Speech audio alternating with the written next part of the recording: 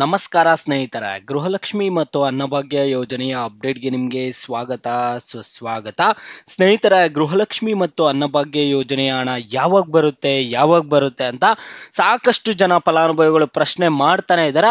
ಇತ್ತೀಚಿನ ದಿನಗಳಲ್ಲಿ ಮಾಧ್ಯಮದವರ ಮುಂದೆ ಹೋಗ್ಬಿಟ್ಟು ಕೂಡ ಕೇಳ್ತಿದ್ದಾರೆ, ನಮಗೆ ಗೃಹಲಕ್ಷ್ಮಿ ಯೋಜನೆಯ 16 ಮತ್ತು 17ನೇ ಕಂತಿನ ಹಣ ಬಂದಿಲ್ಲ, ಅದ್ರ ಜೊತೆಗೆ ಅನ್ನಭಾಗ್ಯ ಯೋಜನೆಯ ಹಣ ಕೂಡ ಬರ್ತಿಲ್ಲ 3-4 ತಿಂಗಳಿಂದ. ಇವ್ರ ಸರ್ಕಾರದ ಬಳಿ ಹಣ ಇಲ್ಲ, ನಮ್ಗೆ ಅದಕ್ಕೆ ಹಣ ಕೊಡ್ತಿಲ್ಲ ಅಂತ ಇಲ್ಲಿ ಫಲಾನುಭವಿಗಳೆಲ್ಲ ಮಾಧ್ಯಮದವ್ರ ಮುಂದೆ ಬಂದು ಹೇಳ್ತಿದ್ದಾರೆ. ಅದರಿಂದ ಈಗ ಸರ್ಕಾರದವರು ಇದಕ್ಕೆ ಒಂದು ಉತ್ತರ ಆದ್ರೆ ಕೊಟ್ಟಿರುವಂತದ್ದು. ಸರ್ಕಾರದವರು ಏನ್ ಹೇಳಿದ್ದಾರೆ, ಸಿಎಂ ಸಿದ್ದರಾಮಯ್ಯ ಅವರೇ ಮಾತನಾಡಿ ಅವ್ರು ಏನ್ ಹೇಳಿದ್ದಾರೆ ಅನ್ನುವಂಥದ್ದನ್ನ ಈ ವಿಡಿಯೋದಲ್ಲಿ ತಿಳಿಸ್ಕೊಡ್ತೀನಿ. ಎಲ್ಲರೂ ವಿಡಿಯೋ ಕೊನೆವರೆಗೂ ನೋಡಿ. ಅದಕ್ಕೆ ಮುಂಚೆ ನೀವು ಯಾರಾದ್ರೂ ಇನ್ನೂ ಚಾನಲ್ ಅನ್ನ ಸಬ್ಸ್ಕ್ರೈಬ್ ಮಾಡ್ಕೊಂಡಿಲ್ಲ ಅಂದ್ರೆ ಈಗಲೇ ಚಾನಲ್ ಅನ್ನ ಪಟ್ ಅಂತ ಸಬ್ಸ್ಕ್ರೈಬ್ ಮಾಡ್ಕೊಳ್ಳಿ. ಮತ್ತೆ ವಿಡಿಯೋಗೊಂದು ಲೈಕ್ ಆದ್ರೆ ಕೊಡಿ. ನೀವು ಕೂಡ ಸಬ್ಸ್ಕ್ರೈಬ್ ಲೈಕ್ ಇಂದ ನಿಮ್ಗೆ ಇದೇ ರೀತಿ ಕಂಟಿನ್ಯೂಸ್ ಅಪ್ಡೇಟ್ಸ್ ಆದ್ರೆ ಸಿಗ್ತಿರುತ್ತೆ. ಈಗಾಗಲೇ ಯಾರು ಸಬ್ಸ್ಕ್ರೈಬ್ ಲೈಕ್ ಮಾಡಿ ವಿಡಿಯೋ ನೋಡ್ತಿದ್ದೀರೋ ಎಲ್ಲರಿಗೂ ನನ್ನ ಒಂದು ಹೃದಯಪೂರ್ವಕ ಧನ್ಯವಾದಗಳು.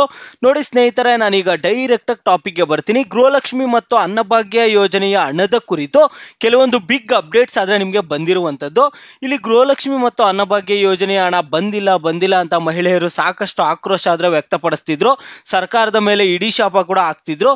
ಈಗ ಸಿಎಂ ಸಿದ್ದರಾಮಯ್ಯ ಅವರು ಮತ್ತೆ ಡಿ.ಕೆ. ಶಿವಕುಮಾರ್ ಅವರು, ನಮ್ಮ ಒಂದು ಮುಖ್ಯಮಂತ್ರಿ ಆದ ಸಿಎಂ ಸಿದ್ದರಾಮಯ್ಯ ಮತ್ತು ಉಪಮುಖ್ಯಮಂತ್ರಿ ಆದ ಡಿ.ಕೆ. ಶಿವಕುಮಾರ್ ಅವರು ಕೂಡ ಇದಕ್ಕೆ ಉತ್ತರ ಆದ್ರೆ ಕೊಟ್ಟಿರುವಂತದ್ದು. ಮಾಧ್ಯಮದವರು ಕೇಳಿದಾಗ, ಅವರನ್ನ ಪ್ರಶ್ನೆ ಕೇಳಿದಾಗ ಇವ್ರು ಏನಂದು ಉತ್ತರ ಕೊಡ್ತಿದ್ದಾರೆ ಅಂದ್ರೆ, ಹೌದು, ನಮ್ಮ ಗಮನಕ್ಕೆ ಕೂಡ ಬಂದಿದೆ, ಗೃಹಲಕ್ಷ್ಮಿ ಮತ್ತು ಅನ್ನಭಾಗ್ಯ ಯೋಜನೆ ಹಣ ಫಲಾನುಭವಿಗಳಿಗೆ ಕಳೆದ 2-3 ತಿಂಗಳಿಂದ ಹಣ ಬರ್ತಿಲ್ವಂತೆ.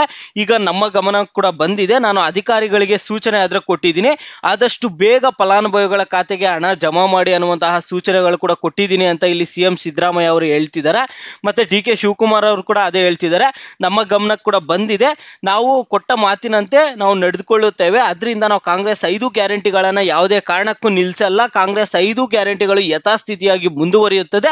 ನಾವು ಅಧಿಕಾರಿಗಳಿಗೆ ಆಲ್ರೆಡಿ ಸಿಎಂ ಸಿದ್ದರಾಮಯ್ಯ ಅವ್ರ ಜೊತೆ ಚರ್ಚೆ ಮಾಡಿಬಿಟ್ಟು ಇಲ್ಲಿ ಅಧಿಕಾರಿಗಳಿಗೆ ನಾವು ಸೂಚನೆ ಕೊಟ್ಟಿದ್ದೀವಿ, ನಿಮಗೆ ಆದಷ್ಟು ಬೇಗ ನಿಮ್ಮ ಖಾತೆಗಳಿಗೆ ಬಂದು ಗೃಹಲಕ್ಷ್ಮಿ ಯೋಜನೆ ಹಣ ಮತ್ತು ಅನ್ನಭಾಗ್ಯ ಯೋಜನೆ ಹಣ ಖಾತೆಗಳಿಗೆ ಬಂದು ಜಮಾ ಆಗೋ ರೀತಿ ನಾವು ಸೂಚನೆಗಳಾದ್ರೆ ಕೊಟ್ಟಾಗಿದೆ.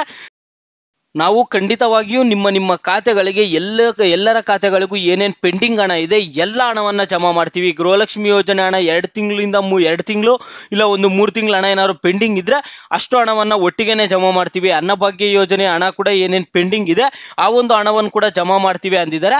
ಇವೆಲ್ಲ ಪ್ರೋಸೆಸ್ ಆಗೋದಕ್ಕೆ ಈ ತಿಂಗಳಲ್ಲಾದ್ರೆ ನಿಮ್ಗೆ ಹಣ ಆದ್ರೆ ಜಮಾ ಮಾಡಲ್ಲ, ಮಾರ್ಚ್ ತಿಂಗಳಿನಲ್ಲಿ ನಿಮಗೆ ಗೃಹಲಕ್ಷ್ಮಿ ಯೋಜನೆ ಹಣ ಮತ್ತು ಅನ್ನಭಾಗ್ಯ ಯೋಜನೆ ಹಣ ಆದ್ರೆ ನಿಮಗೆ ಜಮಾ ಆಗುತ್ತೆ ಸ್ನೇಹಿತರೆ. ಅವರು ಶೀಘ್ರದಲ್ಲೇ ಅಂತ ಹೇಳಿದ್ದಾರೆ, ಇಂಥ ದಿನಾಂಕ ಅಂತ ಹೇಳಿಲ್ಲ. ಅದರಿಂದ ನಿಮ್ಗೆ ಇದೇ ತಿಂಗಳಲ್ಲಂತೂ ಹಣ ಬರಲ್ಲ, ಮಾರ್ಚ್ ತಿಂಗಳಲ್ಲಿ ಬಂದು ನಿಮ್ಮ ಖಾತೆಗಳಿಗೆ ಹಣ ಜಮೆ ಆಗುತ್ತೆ. ಲಕ್ಷ್ಮೀ ಹೆಬ್ಬಾಳ್ಕರ್ ಅವರು ಅದೇ ಹೇಳ್ತಿದ್ದಾರೆ, ಹಣ ಆದ್ರೆ ಬಿಡುಗಡೆ ಆಗಿದೆಯಂತೆ. ಇನ್ನು ತಾಲೂಕ್ ಪಂಚಾಯಿತಿಯಿಂದ ಮಹಿಳಾ ಮತ್ತು ಮಕ್ಕಳ ಕಲ್ಯಾಣ ಇಲಾಖೆಗೆ ಹಣ ಕಳಿಸಿಲ್ವಂತೆ, ಅಲ್ಲಿಗೆ ಹಣ ಕಳಿಸಿದ ಮೇಲೆ ನಿಮ್ಮ ಒಂದು ಖಾತೆಗಳಿಗೆ ಹಣ ಜಮಾ ಮಾಡ್ತಾರಂತೆ. ಇನ್ನು ತಾಲೂಕ್ ಪಂಚಾಯಿತಿಯಲ್ಲೇ ಹಣ ಇದೆ ಅಂತ ಇಲ್ಲಿ ಲಕ್ಷ್ಮೀ ಹೆಬ್ಬಾಳ್ಕರ್ ಅವರು ಕೂಡ ಈ ರೀತಿಯಾಗಿ ಹೇಳಿಕೆ ಕೊಟ್ಟಿದ್ರು. ಅವ್ರು ಕೂಡ ಇದೇ ತಿಂಗಳಲ್ಲಿ ಹಣ ಜಮಾ ಮಾಡ್ತೀವಿ ಅಂತ ಹೇಳಿಲ್ಲ, ಮಾರ್ಚ್ ಮೊದಲನೇ ವಾರದಲ್ಲಿ ಹಣ ಜಮಾ ಮಾಡ್ತೀವಿ ಅಂತ ಹೇಳಿದ್ದಾರೆ.